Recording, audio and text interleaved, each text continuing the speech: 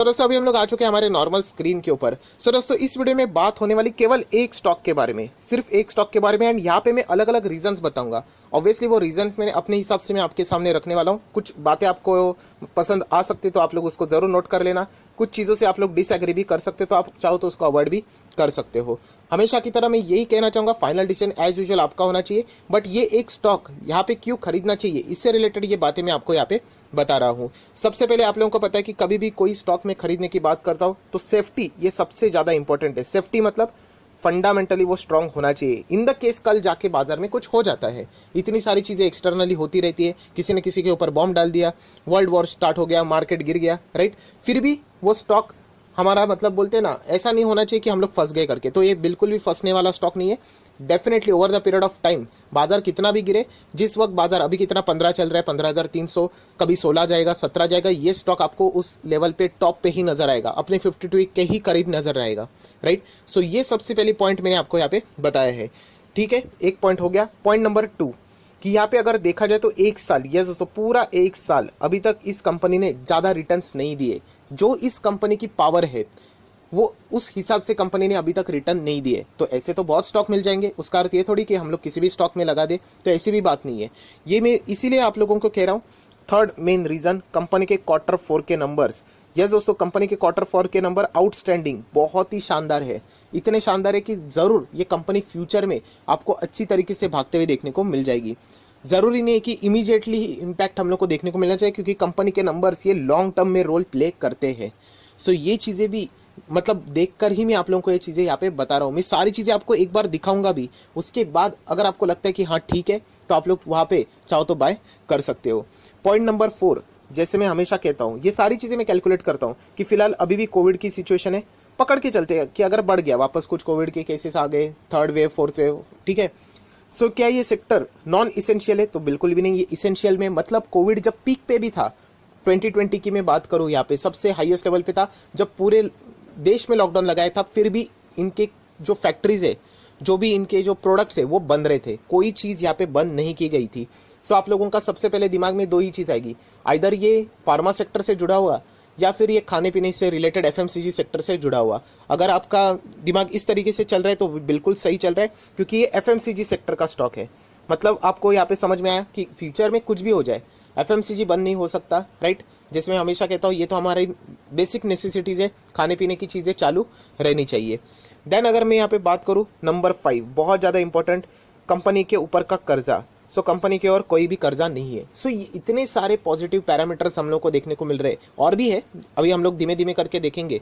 तो डेफिनेटली यहाँ पे आप चाहो तो इस कंपनी को बाय करके यहाँ पे चल सकते हैं। हालांकि मैं अगेन कह रहा हूँ कि फाइनल डिसीजन आपका खुद का होना चाहिए, राइट। मैं सिर्फ आप लोगों को यहाँ पे कुछ मतलब बोलते हैं ना, गाइडेंस दे सकता हूँ कि आपको जो चीज़ें अच्छी लगती है उसको आप पकड़ कर आगे डिसीजन ले सकते हो। ब्लाइंडली फॉलो नहीं करने, ब्लाइंडली फॉलो करके कोई मतलब नहीं, क्योंकि जैसे मैंने शुरुआत में भी बताया कि ब्लाइंडली आप लोग फॉलो करते हैं एंड कल अगर जाके स्टॉक नीचे गया, आप इसको लॉस में बेच दोगे डेफिनेटली, क्योंकि आपका कॉन्फिडेंस नहीं रहेगा तभी।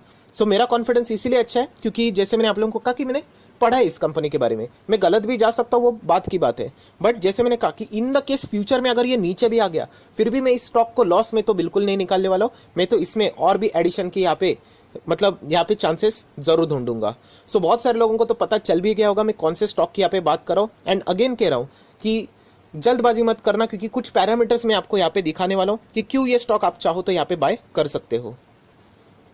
सो दोस्तों नॉर्मल स्क्रीन के ऊपर अभी हम लोग आ चुके हैं एंड यहाँ पे मैं बात कर रहा हूँ हिंदुस्तान यूनिलीवर की, HUL। अभी आप सिर्फ ये नाम देखकर निकल जाओगे एंड कुछ समय के बाद यही स्टॉक 2300 का 2700 का हो जाएगा एंड बाद में कहोगे कि सर अभी क्यों नहीं बता रहे। तो मैं अभी भी आप लोगों को बता रहा हूँ कि अपॉर्चुनिटी है, राइट। बहुत बार मैं आप लोगों को बताता हूँ, बट आप डिसिप्लिनली सुनते ही नहीं हो, एंड डिसिप्लिन नहीं रखोगे तो एक्शन भी प्रॉपरली नहीं होगी। सो आप देख सकते हो HUL की मैं बात करूँ, पिछले 1 साल में नहीं अभी तक भागा है। एंड सबसे खास बात जो कि आप लोगों ने खुश होना चाहिए कि ये सिर्फ HUL की प्रॉब्लम नहीं है, ये हर एक FMCG सेक्टर से जुड़ा हुआ स्टॉक आप उठाकर देखोगे तो इतना अच्छा खासा परफॉर्मेंस नहीं दे चुका है। चाहे वो नेस्ले हो, टाटा कंज्यूमर की भी बात करें तो थोड़ा बहुत ठीक ठाक चल रहा है, उसी के साथ साथ ब्रिटानिया भी हो, राइट। ये सारे स्टॉक हम लोग को स्लो ही चलते हुए देखने को मिल रहे हैं, जहाँ पे हम लोग कह सकते हैं कि FMCG सेक्टर में थोड़ा सा स्लो डाउन देखने को मिल रहा है, धीमे धीमे वो चल रहा है। हालांकि वो खराब नहीं है।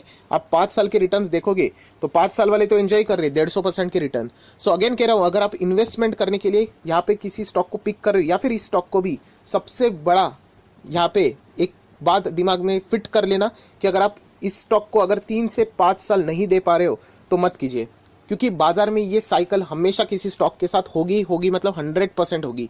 कोई भी स्टॉक लाइफ टाइम तक भागते नहीं रहता है, कभी तो वो रुकेगा, कभी तो पैसा आज उस स्टॉक में बहुत अच्छा लग रहा था तो दूसरे स्टॉक में शिफ्ट होगा, और ये हमेशा होता ही है। रिलायंस बीच में आप लोगों ने देखा 1000 का 2000 क्या रफ्तार की तरह भागा है, अभी वो शांत है, बहुत सारे एक्सटर्नली चीज़ें भी चल रही है बट स्टिल वो शांत है, बाद में वापस वो एक बार रॉकेट की तरह भागेगा, सीधा 2500 को क्रॉस कर देगा।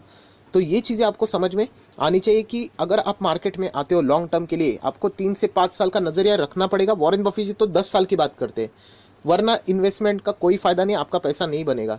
ये मैं इसके पहले भी आपको बोल चुका हूँ। सो फिलहाल आप देख सकते हैं ये कंसोलिडेशन फेज में यहाँ पे चल रहा है बहुत ही अच्छी तरीके से, एंड ये हेल्दी कर हम कह सकते हैं इसे कंसोलिडेशन फेज, जहाँ पे आगे हम लोग को कभी भी तेजी यहाँ पे देखने को मिल सकती है। सो जस्ट आप लोगों ने यहाँ पे आराम से निवेश करके, आप चाहो तो SIP भी कर सकते हो, बट अनरियलिस्टिक एक्सपेक्टेशन नहीं होनी चाहिए कि मुझे फटाफट रिटर्न मिलने चाहिए। फिर अगेन आप लोग कितने भी अच्छे स्टॉक में लगा दो पैसा, आप लोग उसको बाद में लॉस में ही बेच दोगे। सो HUL के ऊपर और भी कुछ पॉइंट्स बताने वाला हूँ।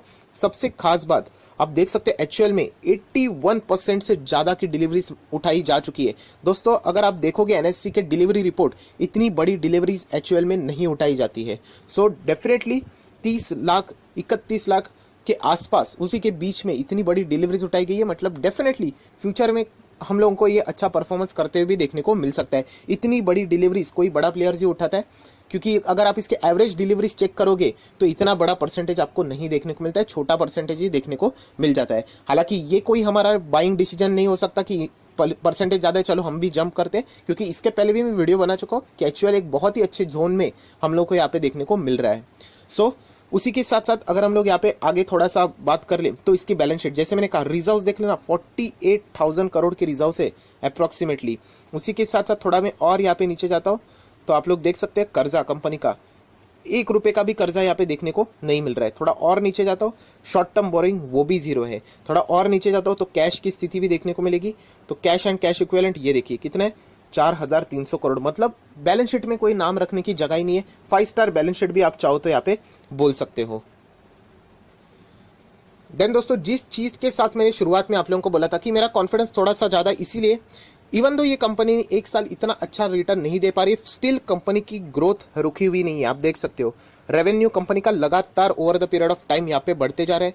नेट प्रॉफिट की भी बात करें तो वो भी आप देख सकते हैं over the period of time बढ़ते जा रहा है। अगर हम लोग क्वार्टरली भी ये देखें, ईयरली देखें सबसे पहले, तो वो भी जंप है, एंड पिछले क्वार्टर के हिसाब से भी जंप है, मतलब कंपनी का बिजनेस अच्छा काम यहाँ पे कर रहा है, राइट। सो ये आप लोगों को एक सबसे बड़ा एडवांटेज है कि in the future for example अगर बाजार में कोई बड़ी करेक्शन आ जाती है, गिरावट आती है, ये भी स्टॉक गिरेगा, सारे गिरेंगे, तो यहाँ पे बाइंग होने के चांसेस बहुत ज़्यादा बढ़ सकते हैं, क्योंकि कंपनी के नंबर अच्छे, मतलब पिलर्स अच्छे, तो ऐसे कंपनी कमबैक करने के लिए पूरी तरीके से तैयार रहती है। ये एक पॉइंट भी आप लोगों को समझ में आ गया होगा। कंपनी के अर्निंग पर शेयर को भी अगर आप लोग ऑब्जर्व करोगे तो लगातार बढ़ते हुए देखने को मिल रहा है। इस वक्त का तो EPS 9 को भी क्रॉस कर चुका है, जो कि अर्लियर स्टेज में हम लोग को 8, सवा 8, 6 के आसपास देखने को मिलता था। सो हर एक पैरामीटर की अगर मैं बात करूँ तो HUL में हम लोगों को पॉजिटिविटी ही देखने को मिल रही है। एंड और भी कुछ डेटा दिखाना चाहूँगा, जैसे कि शेयर होल्डिंग पैटर्न आप देख सकते हैं कितना है, 62% का शेयर होल्डिंग पैटर्न, मतलब प्रमोटर के पास है। कितने शेयर्स गिरवी है चलो देख लेते हैं। यहाँ पे कोई भी शेयर गिरवी नहीं है, वो भी अच्छी बात है। उसी के साथ साथ कंपनी का डिविडेंड हिस्ट्री भी थोड़ा सा देख लेना। यहाँ पे 2020 की बात कर लेते हैं, 14 रुपीज़, लगभग 10 रुपये, 14 रुपीज़, 3 बार डिविडेंड हो चुका है। 2017 की शुरुआत 17 रुपये के डिविडेंड के साथ हो चुकी है, एंड जिस हिसाब से जून में डिविडेंड मिलता है ऑलरेडी मिल चुका है। सो जुलाई अक्टूबर में भी डिविडेंड मिलता है। अगर हम लोग पास्ट हिस्ट्री के मुताबिक बात करें सो यहाँ पे और भी 2 बार डिविडेंड यहाँ पे आने वाला है, तो डिविडेंड के चलते भी ये कंपनी बहुत अच्छा परफॉर्मेंस दे रही है। सो सब कुछ देखने के बाद इतना ही कहना चाहूँगा, मैक्सिमम चार्ट पैटर्न भी आप देख सकते हो, कंपनी कमाल की, कंपनी अच्छा परफॉर्मेंस दे रही है, निफ्टी 50 वाली है, अपने ही सेक्टर के FMCG में इतनी कंपटीशन है, उसमें ये नंबर 1 है। तो ये इतने पैरामीटर्स अगर आप लोगों को पता चल रहे हैं, एंड अगर आप बाइंग करने के लिए किसी स्टॉक को ढूंढ रहे हैं, तो मुझे ऐसा लगता है कि हिंदुस्तान यूनिलीवर ये सबसे टॉप प्रायोरिटी में, मतलब टॉप 5, टॉप 10 अगर आप लोग निकालते हो उसमें तो ये होना ही चाहिए, राइट। अगेन कहना चाहूँगा, बाय करना है नहीं करना है वो आपकी मर्जी, बट इतना मैं कह सकता हूँ कि यस कंपनी बहुत अच्छी तरीके से परफॉर्मेंस यहाँ पे फ्यूचर में दे सकती है। अभी तक जैसे मैंने कहा कि 1 साल यहाँ पे हुआ है अपने हिसाब से कंपनी नहीं भागा है। अभी रिटर्न्स की बात करें तो 16-17% ये कोई रिटर्न्स नहीं होते एचयूएल जैसे कंपनी के लिए खास, एंड एक साल जहाँ पे मार्केट इतने तेजी से भागा है 60-70%। सो डेफिनेटली एफएमसीजी सेक्टर में बाकी स्टॉक भी ऐसे स्लो चल रहे, उसमें अगर आपको किसी एक को खरीदना है तो एचयूएल ये तो सबसे पहला पिक आपका होना ही चाहिए।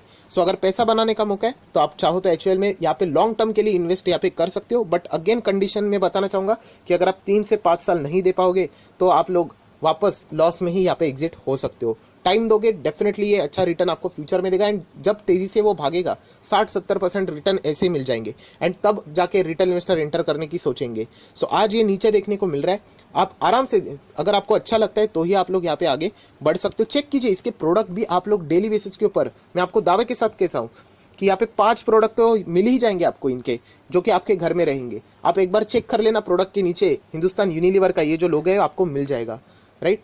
सो आया आशा करता हूँ आपको ये वीडियो पसंद आया होगा, तो जरूर इस वीडियो को लाइक एंड शेयर करना। एंड अगेन कह रहा हूँ कि मैं कोई रिकमेंडेशन नहीं दे रहा हूँ, मैं आपको सिखाने की कोशिश कर रहा हूँ कि अगर आप चाहो तो भी आप इसको फॉलो यहाँ पे कर सकते हो, बट एक अपॉर्चुनिटी है जो कि हम लोगों को यहाँ पे देखने को मिल रही है।